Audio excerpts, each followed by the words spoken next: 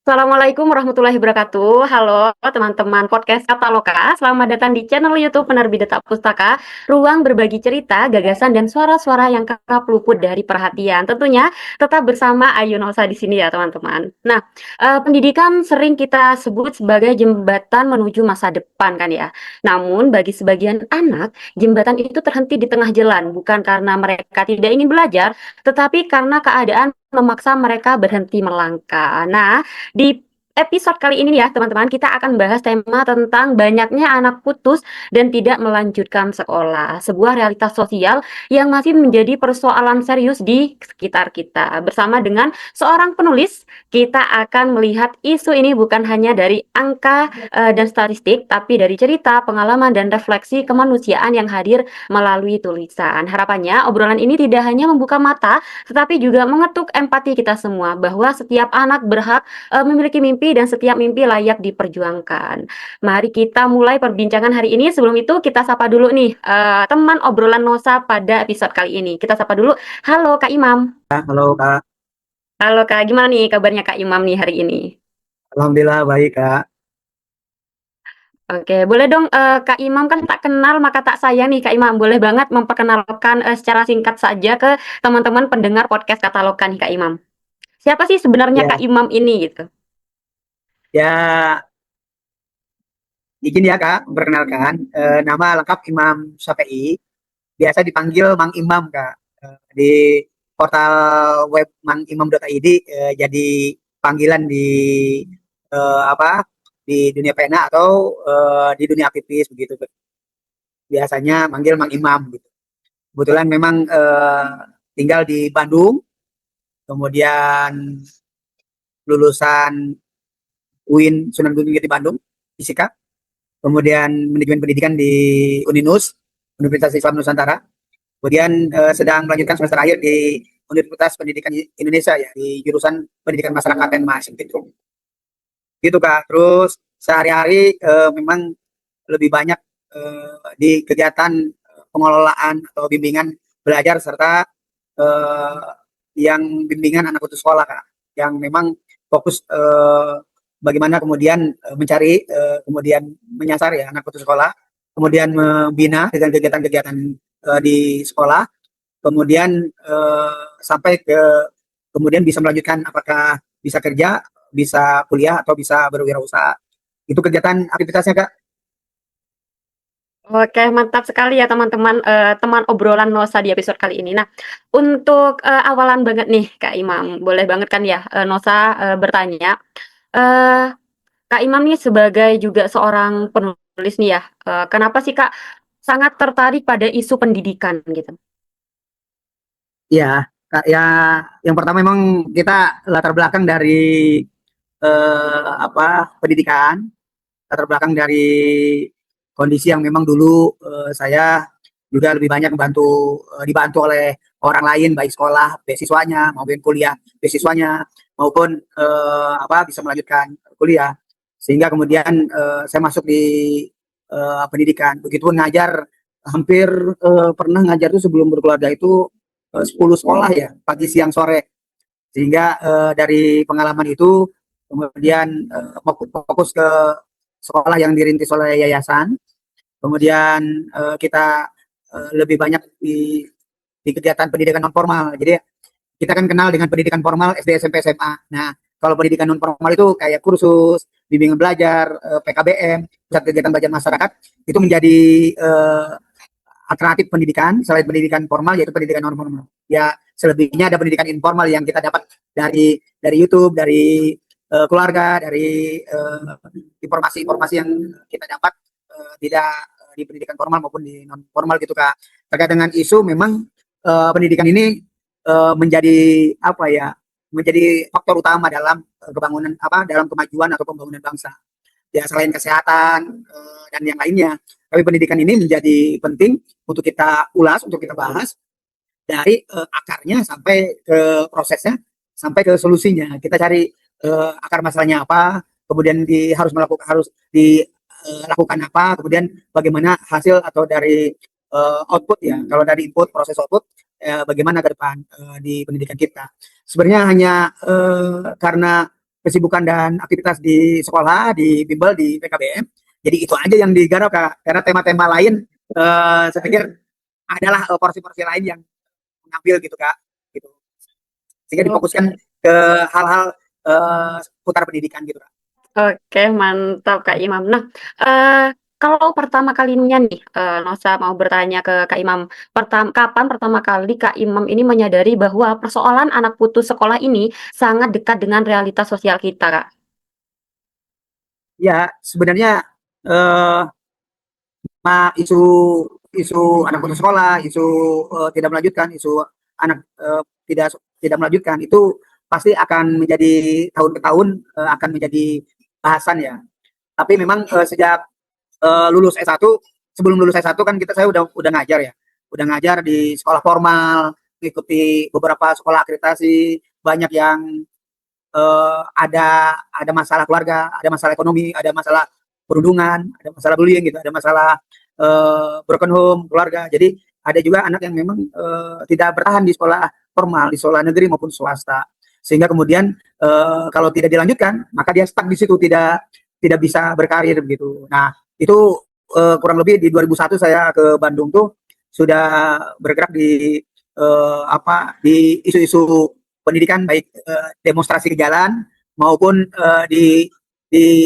dituliskan melalui rilis-rilis berita di portal-portal yang memang media online gitu gitu Kak sebenarnya.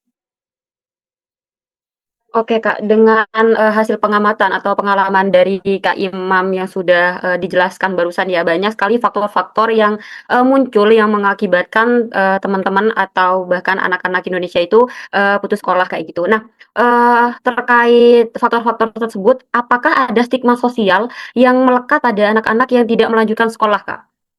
Ya memang kondisinya tidak jauh apa yang disampaikan tadi ya, baik secara ekonomi, biaya, kemudian secara apa lingkungan tuh bisa jadi pertemanan, persahabatan, dia bisa memperkuat atau tidak. Yang ada kan misalnya ada perundungan, ada bullying, ada apa gitu ya, sehingga kemudian dia menjadi mengasingkan diri begitu. Di lingkungan rumah juga kondisi banyak masalah sehingga tidak ada di sekolah rumit, di rumah rumit yang pada akhirnya memutuskan tidak bisa fokus ke belajar gitu Kak. Itu kan menjadi fenomena sosial ya. Kita broken home gitu ya. Kemudian yang akhirnya jadi putus, kemudian tidak bisa sekolah, tidak bisa kerja, yang pada akhirnya mengasingkan diri atau bahkan jauh dari keluarga gitu. Itu juga menjadi kuat karena faktor sosial yang tadi saya sampaikan gitu Kak. Nah, oke. Apakah pengalaman bertemu atau mengamati anak putus sekolah itu pernah memengaruhi karya tulis Kak Imam nggak? Oh iya, jadi dari fenomena itu kan akhirnya saya tulis di buku kesetaraan pendidikan ya. Itu terbitan pertama saya di Detak Pustaka itu bicara tentang apa? Bicara tentang fenomena masalah pendidikan. Kemudian diberikan jabaran bahwa ada solusi melalui PKBM, melalui bimbingan belajar. Kemudian dilanjut siapapun bisa melakukan. Jadi kalau misalnya ada penyelenggaraan yayasan, dia siap tempat, dia bisa membuka kesempatan, sehingga buku itu menuntun kita untuk bisa memperjuangkan kesetaraan pendidikan. Semua pembaca nanti, semua anak putus sekolah itu bisa mengikuti program yang diselenggarakan oleh PKBM terdekat di wilayahnya. Misalnya dia tidak sekolah SD, dia datang aja nyari aja di kecamatan ada PKBM nggak. Kalau ada tinggal datangi, ikut daftar, bisa diselesaikan SD. Begitupun kalau SMP jatuhnya, dia juga bisa menyelesaikan SMP. Begitupun SMA, sehingga bisa nyari pekerjaan serta kuliah lebih lanjut. Silakan datang ke ke PKBM atau sanggar kegiatan belajar SKB atau kelompok-kelompok belajar di setiap kecamatan. Itu jadi solusi. Jadi buku kesetaraan pendidikan itu semua orang punya hak yang sama, semua orang punya kesempatan yang sama untuk bisa mengenyam pendidikan. Kenapa? Karena selain pemerintah yang jamin, ya memang penyelenggara juga pasti akan menggratiskan untuk bisa mengikuti program yang diselenggarakan oleh pemerintah melalui Dinas Pendidikan Kota Kabupaten. Begitupun masuk ke masuk ke rumah sanggar belajar atau rumah PKBM atau pusat kegiatan belajar masyarakat yang kita kenal dengan PKBM atau sanggar kegiatan belajar di SKB Kota Kabupaten. Itu hanya ada negerinya satunya gitu di situ. Nah itu bisa dilakukan Kak. Jadi itu bagi anak putus sekolah. Nah bagi pemerhati mahasiswa, pembaca yang memang peduli yang sama, dia bisa membentuk apa PKBM baru. Nah, di buku kesetaraan pendidikan itu dijelaskan, dipaparkan tentang cara mendirikan PKBM, cara mendirikan yayasan, cara mendirikan lembaga, cara mengelola lembaga sehingga bisa diikuti, yang sehingga tidak hanya anak putus sekolah teratasi hanya satu dua, tapi banyak yang bisa diikuti gitu kak. Itu yang buku pertama itu ya, tentang kesetaraan pendidikan gitu. Nanti dalam proses pembelajaran ada bukunya lagi kak, khusus untuk penerima beasiswa. Kan kita penerima beasiswa kan gratis tuh. Nah bukunya ada tuh kak, buku kedua, ketiga, keempat itu yang terbit di Data Pustaka tahun 2020, tahun kemarin ya, 2025 gitu kak. Nah, ya oke. Kenapa nih Kak Imam lebih memilih menuliskan isu pendidikan dan ketimpangan sosial melalui tulisan bukan medium lain nih Kak Imam? Ya karena kan kita pengen bangsa kita maju kak. Kalau kalau anak tidak bisa melanjutkan sekolah, anak putus, gimana dia mau berpendidikan tinggi, bagaimana dia mau bisa kuliah lagi, bisa kerja lagi, bagaimana dia bisa menata hidupnya secara mandiri. Maka isu ini saya pikir menjadi tepat kak, menjadi atau apa ya bahasa yang jadi pengalaman yang kita tulis, kemudian secara apa? Secara otomatis siapapun membacanya bisa terbimbing, kemudian bisa menyelesaikan pendidikan pribadinya, bisa sekolah SD, bisa SMP, bisa SMA, bahkan bisa melanjutkan ke perguruan tinggi gitu kak. Nah belum lagi kalau misalnya kita dihadapkan dengan dunia kerja, dunia usaha, kalau tidak ada S1, tidak ada lulus SMA, ya akan menjadi malah masalah lagi nantinya, sehingga harus menjadi solusi kak gitu dalam isu-isu ketimpangan, isu-isu pendidikan ini harus menjadi solusinya, yaitu dengan bisa melanjutkan pendidikan, bisa mengakses informasi beasiswa, bisa mengakses informasi sekolah yang bisa diikuti. Bahkan sekarang kan ada sekolah rakyat.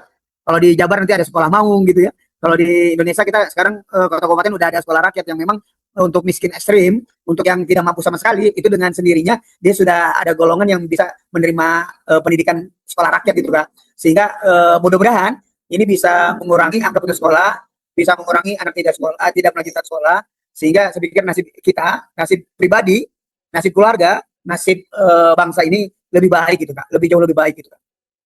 Oke, mantap. Nah, nih menurut Kak Imam sendiri nih ya, apa kekuatan tulisan dalam menyuarakan isu anak putus sekolah dibandingkan data atau laporan formal Kak Imam?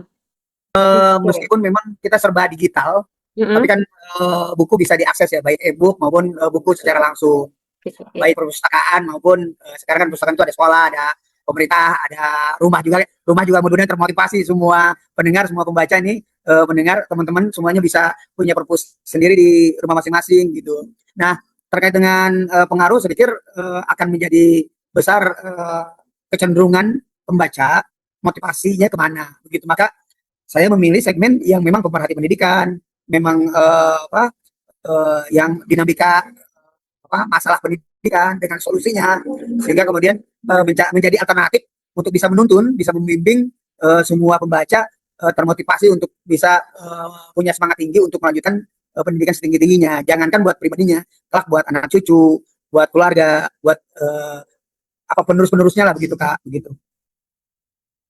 Nah, apa nih sebenarnya dampak jangka panjang yang paling mengkhawatirkan ketika anak tidak mendapatkan pendidikan yang layak, Kak Imam? Yang dikhawatirkan ya ketika Iya, betul. secara jangka panjang, Iya, betul. ya kan tidak jauh dari kemiskinan, kebodohan, pengangguran gitu ya.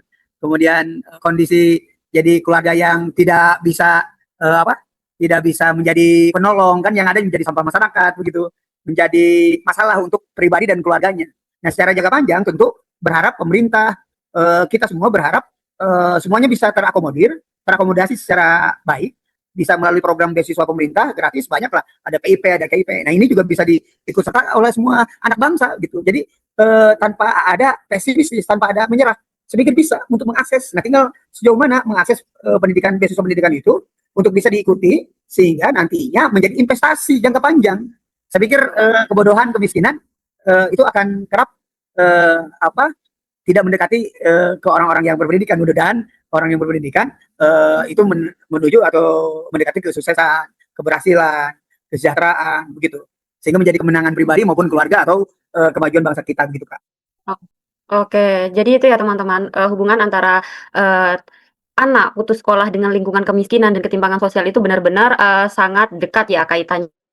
gitu. Banyak sekali anak-anak di Indonesia yang kehilangan jati dirinya ketika dia putus sekolah kayak gitu. Makanya kenapa pentingnya pendidikan untuk anak bangsa kita gitu. Nah, menurut Kak Imam nih, sejauh mana sistem pendidikan kita berkontribusi terhadap tingginya angka putus sekolah, Kak Imam? Ya, sampai saat ini sistem pendidikan nasional, Sisdiknas, sudah mengatur tentang pendidikan formal, pendidikan non formal, pendidikan di dalamnya ada kursus, ada PKBM. Saya pikir sudah track ya, sudah dalam jalur yang baik gitu.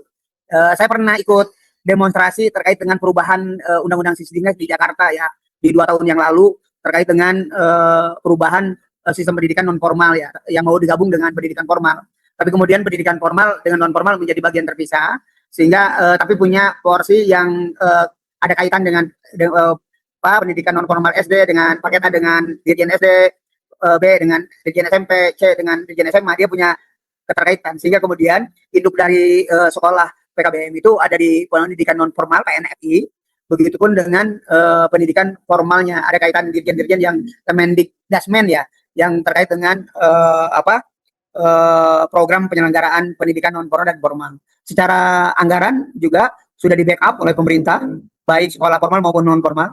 Secara beasiswa tentu juga sudah di cover oleh pemerintah.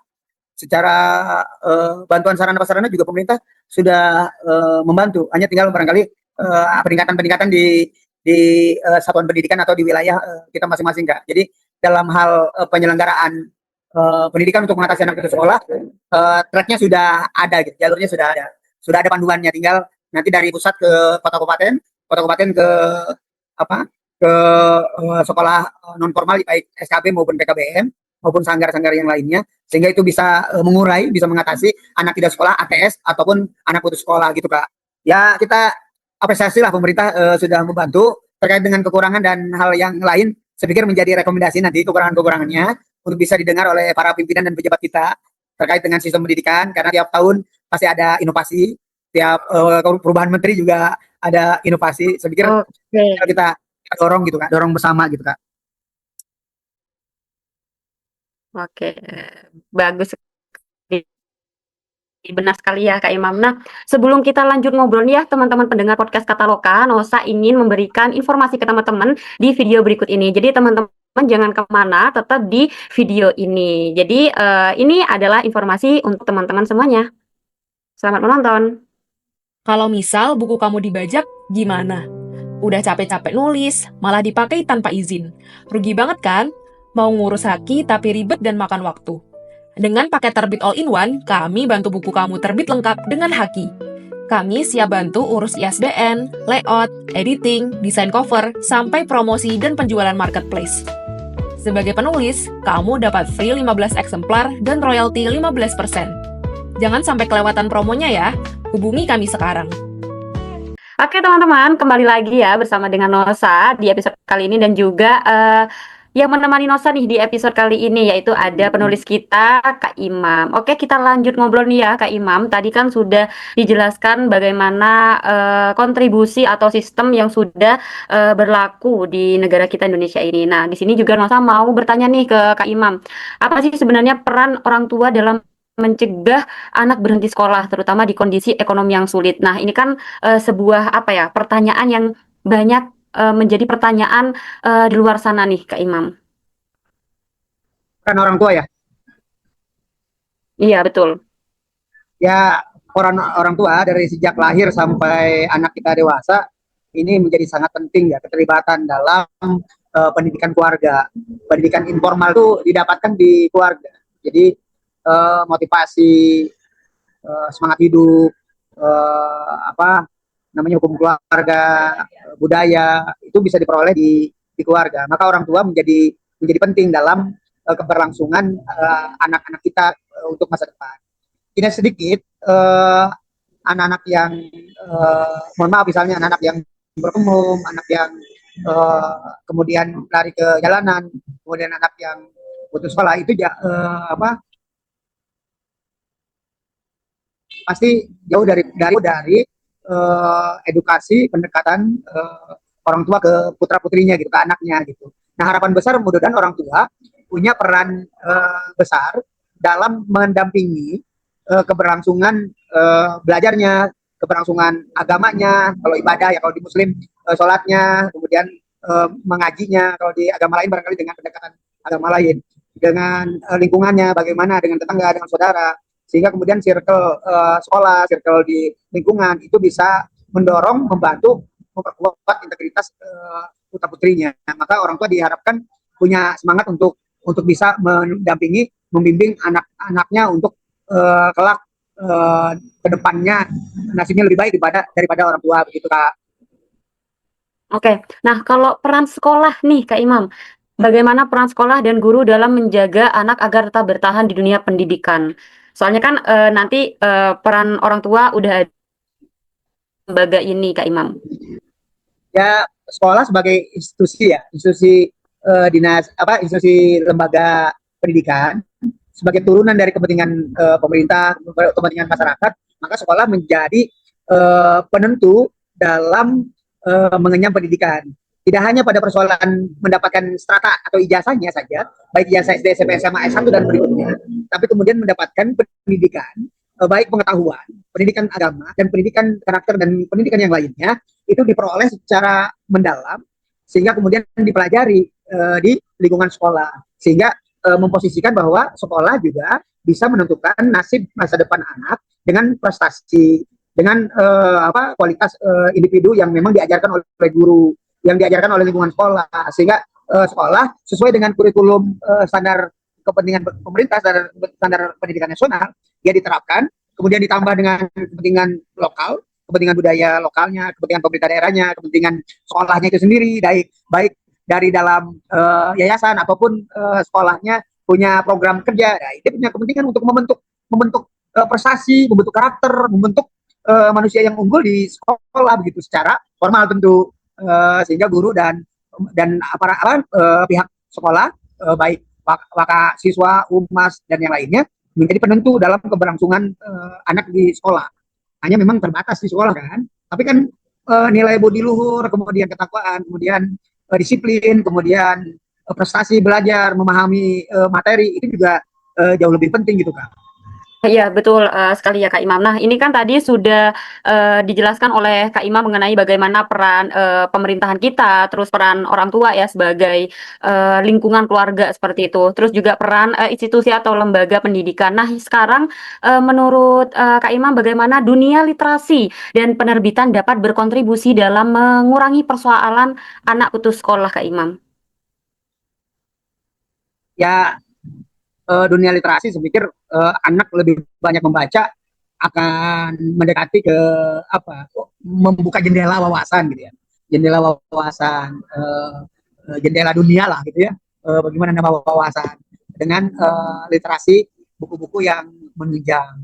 Kalau di sekolah kan jelas ada buku-buku yang memang menunjang pelajaran. Nah, buku penunjang pelajaran itu kan juga menjadi bagian dari memenuhi standar ketercapaian anak dalam memahami matematika, misalnya bahasa Indonesia, bahasa Inggris dan yang lain. Saya pikir penulis juga kalau fokus ke penulisan bahasa Inggris, penulisan mata pelajaran, juga saya pikir tidak akan henti, intinya itu pasti akan menjadi pangsa pasar sendiri dengan pemerintah, dengan sekolah gitu. Jadi saya pikir peran penulis di situ akan membantu, sangat membantu dalam kelengkapan teman belajar putra putri atau siswa siswi di sekolah gitu. Nah, tinggal itu mata pelajaran. Di luar mata pelajaran, saya pikir pendidikan karakter, motivasi, cerita pendek, kemudian buku-buku lebih ke pengalaman, kemudian buku-buku motivasi, buku-buku strategi hidup, strategi sukses, itu juga menjadi pelengkap dalam pembuka wawasan pembaca atau siswa-siswi gitu Pak.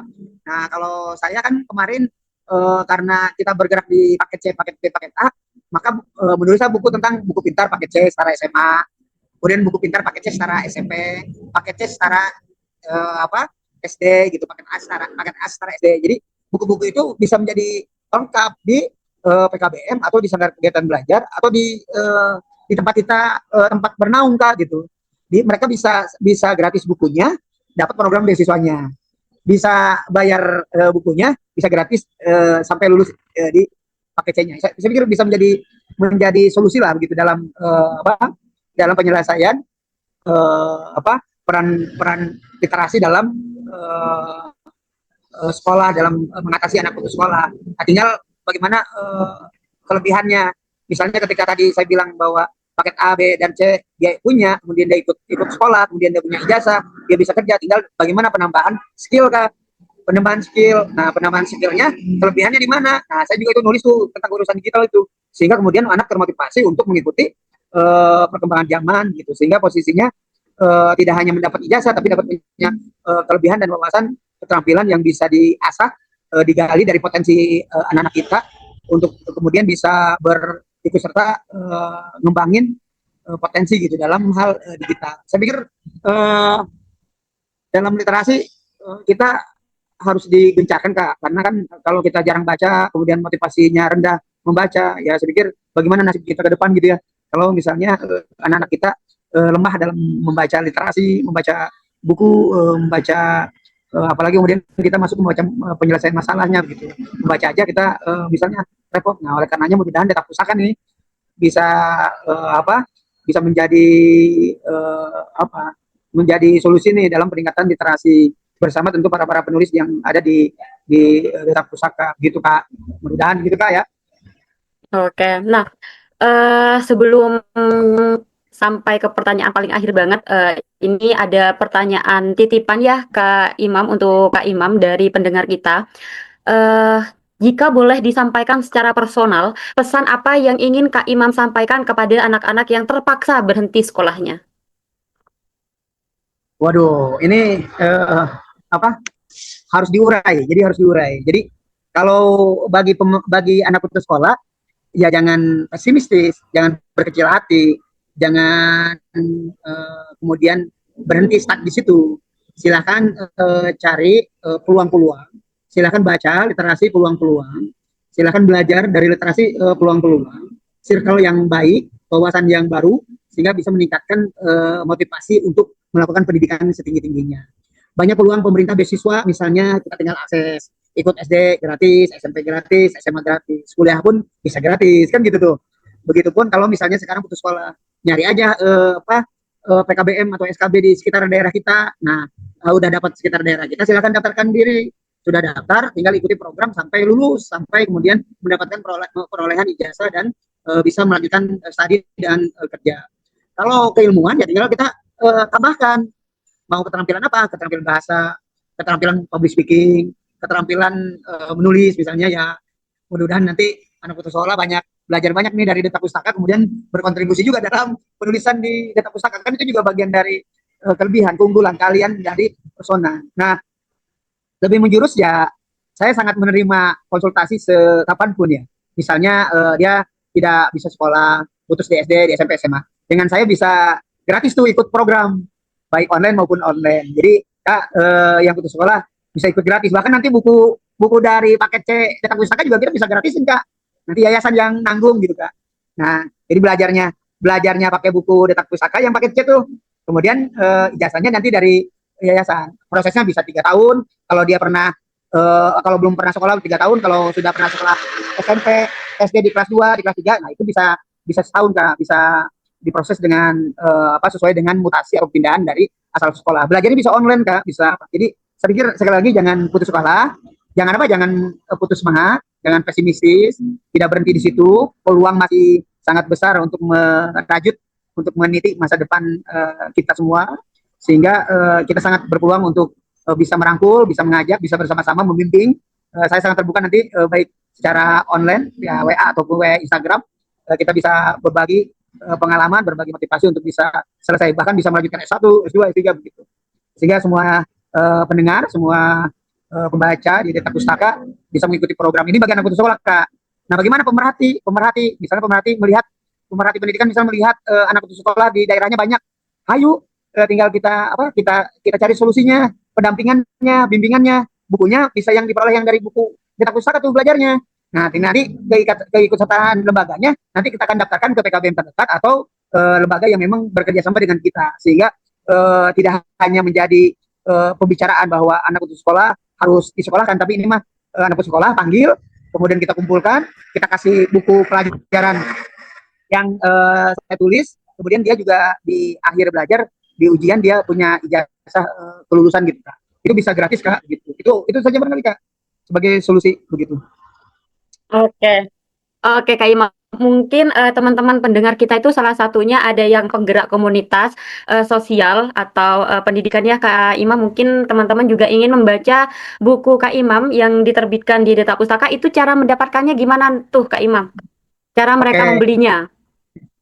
ya sebenarnya mah kan mudah aja Kak, tinggal klik aja di Google kan. Misalnya klik Google kesaran pendidikan. Kalau mau pakai Data Pustaka boleh, mau pakai Imam Supi boleh. Nanti kan muncul tuh fotonya, gambarnya. Nanti kan biasanya diminta diklik tuh penerbit Data Pustaka dihubungi begitu. Kalau di marketplace atau di Shopee, TikTok ya, speaker tinggal tinggal order aja gitu Kak, begitu. Nah, kemudian kalau paket A, B, C juga ada paket kesaran C, SMA, paket kesaran B, SMP, pakai kesaran A, ST sama itu ikuti aja di marketplace di apa dibeli. Nanti kalau misalnya pengen tadi udah beli buku, kemudian pengen punya jaminan beasiswa, nah tinggal hubungi aja Kak. Biasanya di halaman terakhir buku ada nomor WA saya, ada Instagram, sehingga tinggal diinput aja. Misalnya, Kak saya udah beli buku nih, tapi saya pengen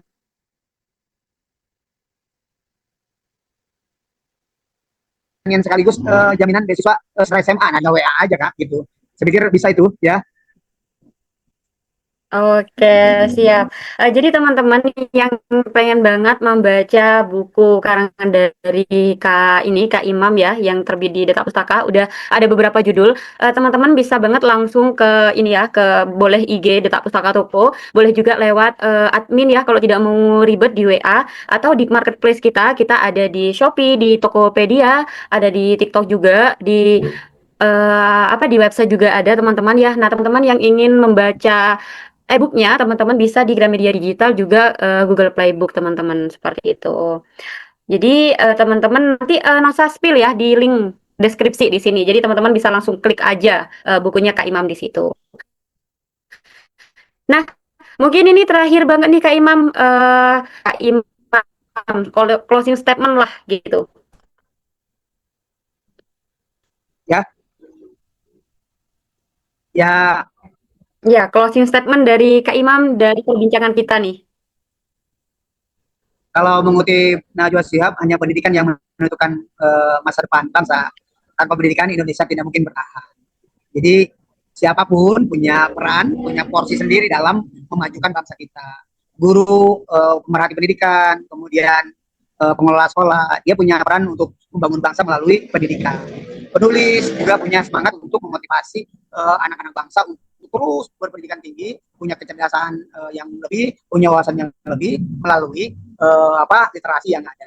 Ya, jadi saya pikir mari bersama-sama kita membangun nasib bangsa ke depan lebih baik dengan cara kita sendiri. Saya selain praktisi di pendidikan non formal, pendidikan sekolah, ya juga menulis dalam rangka untuk bisa menjadi warisan buat anak cucu saya, buat pembaca, sehingga kemudian bisa menjadi peninggalan yang bermanfaat buat orang banyak dalam mengikuti peran membangun bangsa kita. Sekaligus secara praktis tentu kita fokus bagaimana menyelesaikan masalah-masalah pendidikan serta dengan solusi yang ditawarkan penulis. Mudah-mudahan nanti bukunya bisa diterima, ada di teman belajar teman-teman semua, pembaca semua, pendengar semua, yang bisa didapatkan di Data Pustaka selaku penerbit dari buku yang saya tulis gitu Kak. Oke, terima kasih ya Kak Imam udah mau berbagi cerita nih dengan Nosa dan teman-teman pendengar podcast Kata Loka. Udah banyak kali insight yang kita dapat nih Kak Imam. Oke teman-teman, tidak terasa ya perbincangan kita sampai di penghujung episode nih. Dari obrolan hari ini, kita belajar banyak bahwa anak putus sekolah bukanlah sekedar angka dalam laporan, melainkan manusia dengan harapan, potensi, dan masa depan yang masih bisa kita perjuangkan. Melalui sudut pandang penulis, kita diingatkan nih teman-teman bahwa tulisan itu memiliki kekuatan untuk menyuarakan yang terpinggirkan, menghadirkan empati, dan menumbuhkan kesadaran sosial bahwa literasi itu bukan hanya milik ruang kelas, tapi juga milik kehidupan itu sendiri. Jadi, terima kasih sekali lagi kepada narasumber kita di episode kali ini, yaitu Kak Imam ya teman-teman, atas cerita dan refleksi. Terima kasih juga kepada teman-teman pendengar podcast Kata Loka yang telah menyimak dari awal sampai akhir nih. Jangan lupa ya teman-teman untuk like, komen, dan subscribe channel YouTube Penerbit Data Pustaka, serta bagikan episode ini agar semakin banyak suara yang peduli pada masa depan pendidikan anak-anak di negara kita Indonesia ini. Saya Ayu Nosa pamit undur diri, sampai jumpa di episode berikutnya. Tetap berdata bersama kita, rasa dan bermakna. Sampai jumpa teman-teman. Wassalamualaikum warahmatullahi wabarakatuh. Kamu baru saja mendengarkan podcast Kataloka dari Penerbit Detak Pustaka. Follow media sosial kami dan jangan lewatkan episode seru lainnya setiap minggu. Sampai jumpa dan terus semangat berkarya.